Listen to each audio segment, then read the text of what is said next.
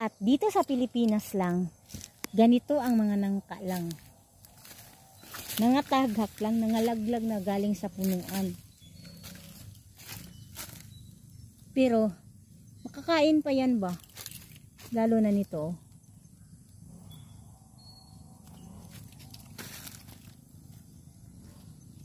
Makakain talaga, pero takot ako baka may magagalit na nanakaw ako.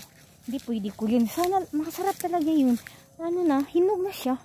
Hinog na yung nangka, pero ayaw ko kasi bad yun kasi hindi atin. No? Talagang hinog, ano na talaga, makakain na siya. Yung ginaganon-ganon ko, sarap talaga.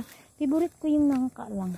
Kaya lang, kung mayroon pang tao dyan, manghihingi ako. Walang tao eh. So, iba pa rin, respeto tayo eh. No?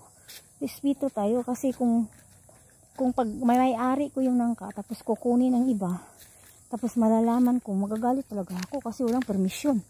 No?